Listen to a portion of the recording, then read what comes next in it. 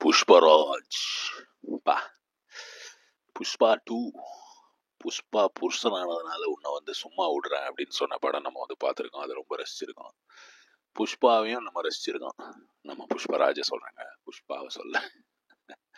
ஆனா இப்படி ஒரு படம் எடுத்து இந்த செகண்ட் பார்ட் எடுக்கும் போதே இவங்களுக்கு எல்லாம் வந்து ஏன்னா அதை எடுக்கணுன்றதுக்காக எடுக்கிறாங்க.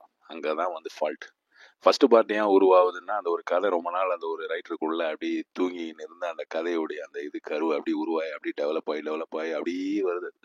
ஆனா இந்த செகண்ட் பார்ட் இருக்கு பாருங்க, பணத்துக்காக மட்டும் பணம் எப்படியாவது நம்ம வந்து இவர்கிட்ட இருந்து ப்ரொடியூசர் கிட்ட இருந்து கறந்துடணும் அப்படின்ற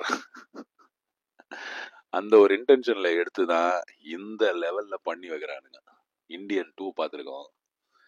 இப்போ இது இன்னும் எதெல்லாம் இந்த மாதிரி ஆக போகுது தெரில.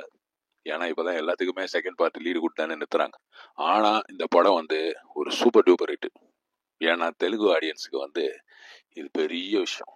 இதை வந்து தள்ள தூக்கி வச்சுன்னு கொண்டாடுவாங்க. மொத்தம் இந்தியாவில் மொத்தமா பார்த்தீங்கன்னா இந்த படம் வந்து தமிழ்நாடு, கேரளா இங்கெல்லாம் வந்து யோயோ.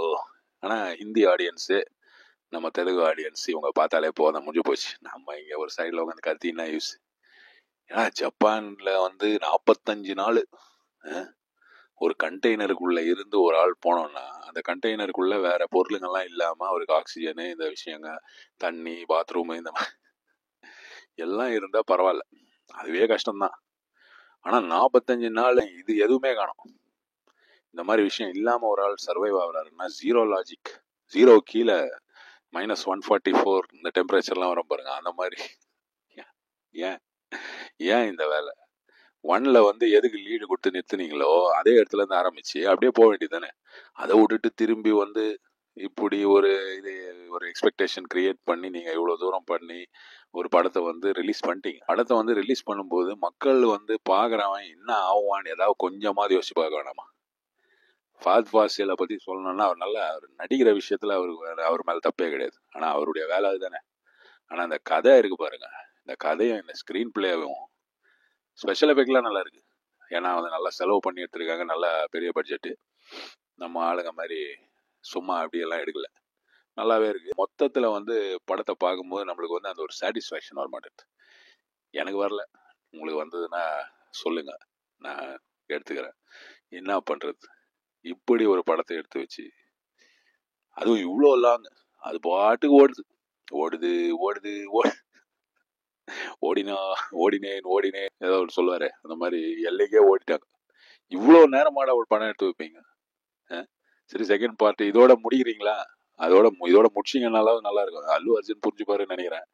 ஏன்னா ஆனால் பணம் கொடுத்தா திரும்பி நடிச்சாலும் நடிப்பார். என்ன சொல்றது, ரைசிங்கு ஃபாலிங்கு அப் ரைசிங்கு அப்புறம் வேற ஏதாவது ஃப்ளையிங்கு தாங்க முடியாத ஒரு படங்க. டெக்னிக்கல் ஃபீல்டெல்லாம் நல்லா இருக்கு. ஃபர்ஸ்ட் ஹாஃப்ல கொஞ்சம் ஓரளவு நல்லா இருக்கு. சிஎம் பார்க்கறது அது இந்த மாதிரி விஷயங்கள்லாம் ஓரளவு பொறுத்துக்கலான்னு வைங்க.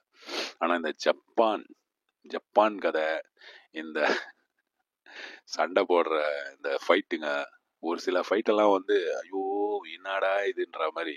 புஷ்பா ஃபர்ஸ்ட் பார்ட் ஏன் வந்து இவ்வளோ பெரிய ஒரு வெற்றி அப்படின்னு எனக்கு தோணுதுன்னா, அந்த டைம் வந்து எப்படின்னா இந்த இன்டர்நெட் பூம் அப்படி வந்து அந்த டைம்ல ரிலீஸ் ஆன படம் 2021-20 அந்த டைம்ல வந்து மக்களுக்கு வந்து இவ்வளோ ஒரு புரிதல் கிடையாது. இப்போ வந்து பல படங்கள் பல விஷயங்களை பார்த்து பார்த்து பார்த்து மக்கள் வந்து ரொம்ப தெளிவாயிட்டாங்க. இவ்வளோ தெளிவான மக்கள் கிட்ட உங்களால வந்து இந்த மாதிரி குப்பை படம்லாம் எடுத்துன்னு வந்து நான் இவ்வளோ செலவு பண்ணிக்கிறேன் நீ அதனால பார்த்தே ஆகணுன்ற மாதிரி சொன்னாலாம் வந்து எடுபடாது.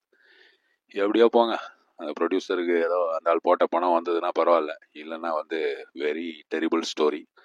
நம்ம அல்லு அர்ஜுன் ஆக்டிங் எல்லாம் ஓகே தான், அவருடைய ஃபீல்டு தானே, அவர் அதுல எதுவும் தப்பெல்லாம் பண்ணல. அப்படி சரிஞ்சினே போறாரு அவரு. சரிஞ்சு கீழே விழாம இருந்தா சரி, ஸ்லிப் ஆகி கீழே விழாம, வாழ்க்கையில கீழே விழாம இல்ல, அவர்லாம் வாழ்க்கையில கீழே விழ வேண்டிய அவசியமே கிடையாது. பார்க்கலாம் அடுத்த ஏதாவது படம் வரும்போது. இந்த மாதிரி இப்படி எடுக்காதீங்கப்பா தயவு செய்து ப்ளீஸ். செம்மர கடத்தல் இது அது இந்த மாதிரி மேட்டரெல்லாம் வந்து இதோட விட்டுருங்க. எடுக்கிறத ஃபீல் பண்ணி எடுங்க. சும்மானா மேலாக்கமா வந்து பணம் சம்பாதிக்கணும்ன்ற அந்த ஒரே நோக்கத்தோட நீங்க வந்து எடுத்தீங்கன்னா இது இல்லை, இதோட மோசமான படங்கள்லாம் நம்ம பார்த்துருக்கோம். அந்த மாதிரி தான் வரும், நல்லா வராது. ப்ளீஸ் கொஞ்சம் திருத்திக்கோங்க.